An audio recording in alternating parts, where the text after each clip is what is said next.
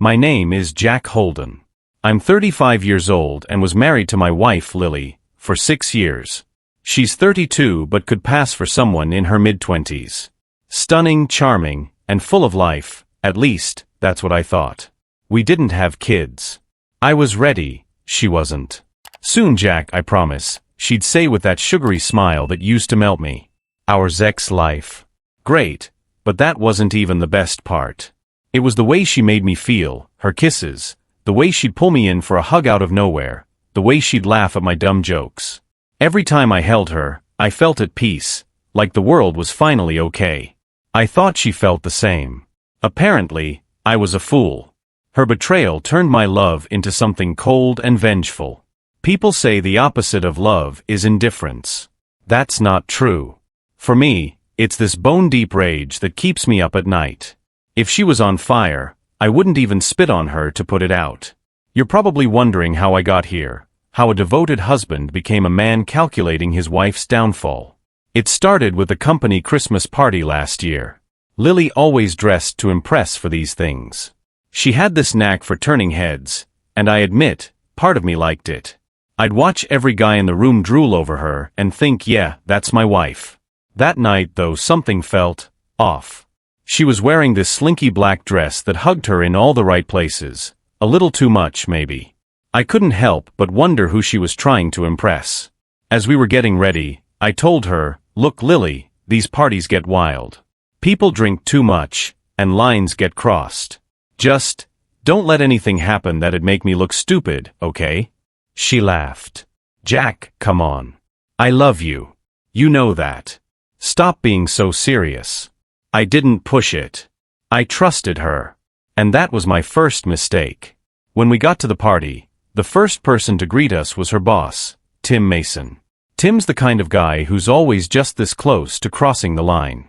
Tall, confident, and full of himself, he's the VP of the company and acts like he owns the world. His wife stopped coming to these events years ago, probably sick of his antics. Lily, he said, ignoring me completely as he took her hand. You look stunning tonight. I wanted to knock the smug look off his face right there, but Lily just gave me her relax Jack glance. Tim hovered around her all night, finding excuses to touch her arm or lean in too close. I kept telling myself it was nothing. Lily wasn't like that. She'd never disrespect me like that. Would she? At some point during the night, I lost track of her. I'd been talking with some of the guys, trying to blend in and not obsess over where Lily was or who she was with. But then her friend, Rachel, came up to me. Hey Jack. Have you seen Lily? She was dancing with Tim earlier, but I haven't seen her for a while. Something about the way Rachel looked at me, like she knew something but didn't want to say it, made my stomach churn. I started searching for her. At first, I told myself I was just being paranoid.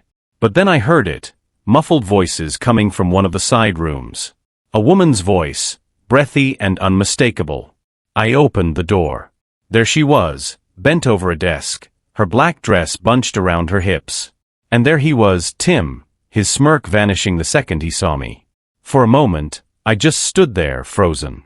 My chest felt like it was caving in. Oh my God, Jack, let me explain. Lily stammered, scrambling to pull her dress down. You've got nothing to explain, I said, my voice icy.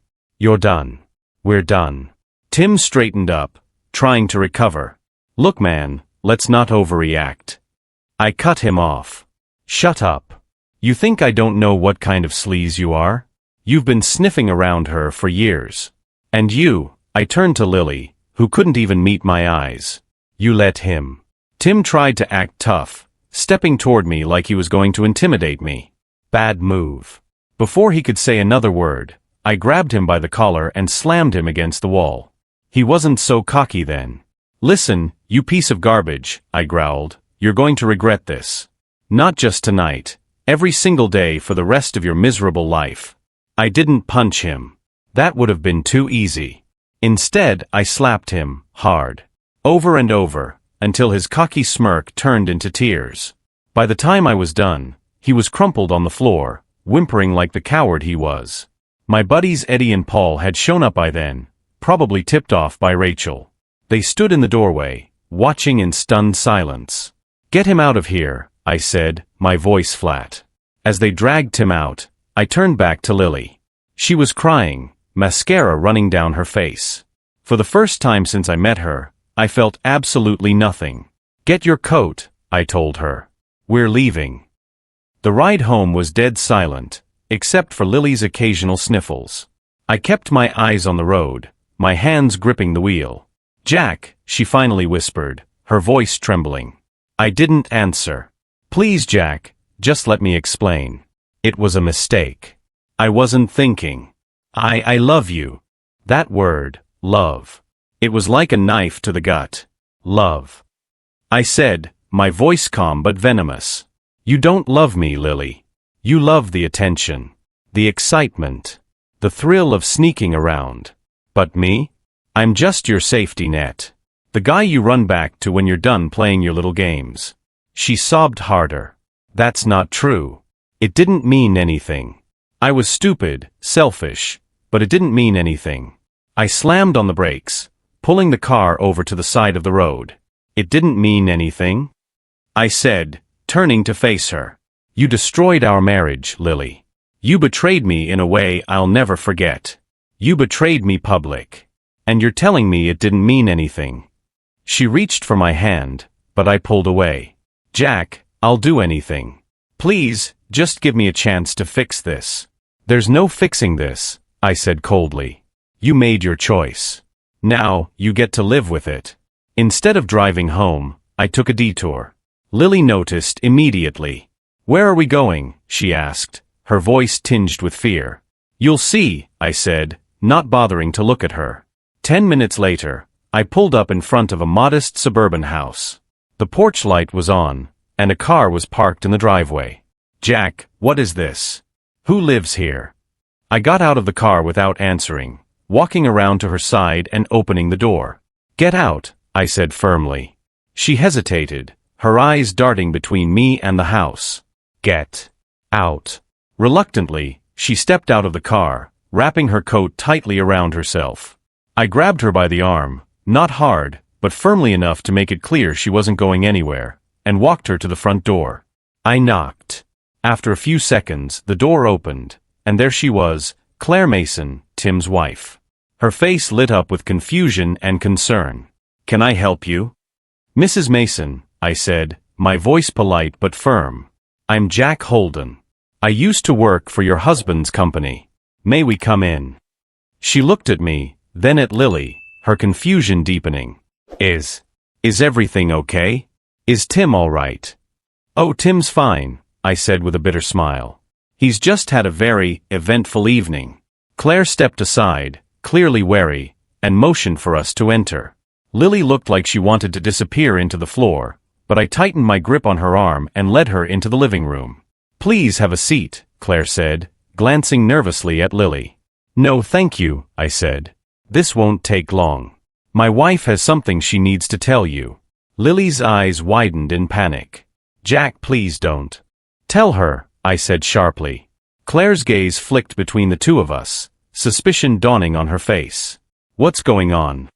I looked at Lily, my expression cold and unyielding. Go ahead, Lily.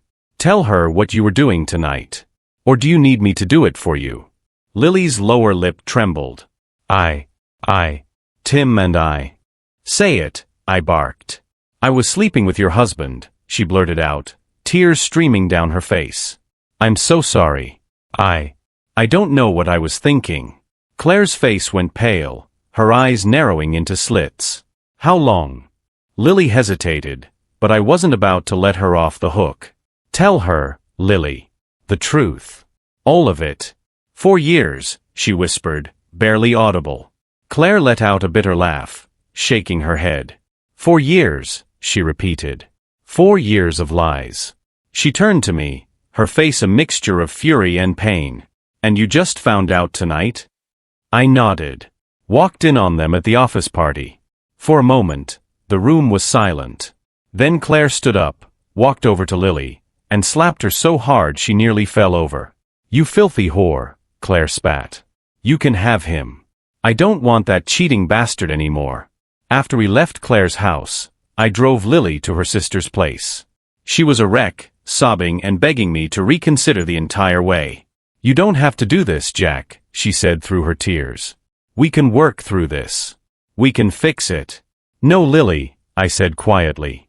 "You broke it. And some things can't be fixed." When we arrived, I didn't bother helping her with her things. I handed her the keys to the house and said, "Don't come back until tomorrow afternoon. By then, I'll be gone. Jack, please." "Goodbye, Lily," I said, turning back to the car. "And take these." I threw her panties, which I had put in my pocket earlier, in her face. She broke down completely as I drove away. I returned home when it was almost morning to pack my last things. It felt strange, like walking through the ruins of a life that wasn't mine anymore. The pictures on the walls, the scent of her perfume still lingering in the air, it was all so familiar, yet none of it felt real. I packed quickly, not wanting to spend a second longer in that place than I had to. Before I left, I grabbed one last thing, the photo of us on our wedding day.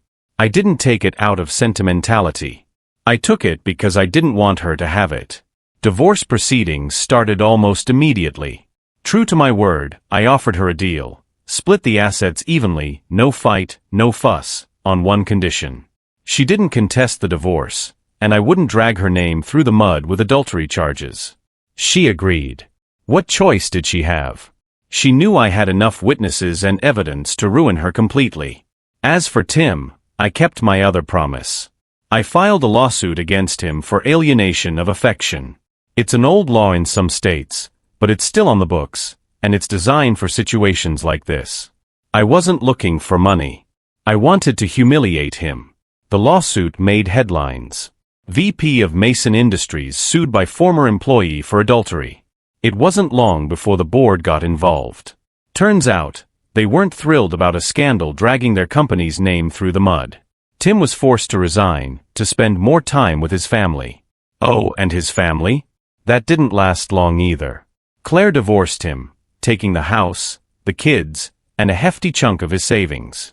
The last I heard, he was living in a one-bedroom apartment, unemployed, and drowning in alimony and child support. Couldn't have happened to a nicer guy. Lily tried to move on, but she found out pretty quickly that the grass isn't greener on the other side. Word of her affair spread like wildfire, thanks to a few strategic conversations I had with mutual friends. She lost more than a husband, she lost her reputation. Her family, once so supportive, was disgusted by her actions. Her friends stopped returning her calls. The dream life she'd taken for granted? Gone, just like that. She reached out to me a few times, begging for forgiveness. "I made a mistake, Jack," she'd say. "I'm so sorry. I'll never stop loving you." I never responded. I didn't need to. It's been a year now. The pain hasn't gone away completely, but it's dulled into something manageable. I'm in therapy, working through the anger and betrayal, but honestly, knowing they both got what they deserved helps. People ask me if I'll ever trust anyone again. The truth is, I don't know. But I do know this: I'll never settle for less than I deserve again. Lily destroyed the life we built together, but in doing so, she gave me something I didn't know I needed: a second chance. As for her, she gets to live with the consequences of her choices every single day. And that's a punishment I wouldn't trade for anything.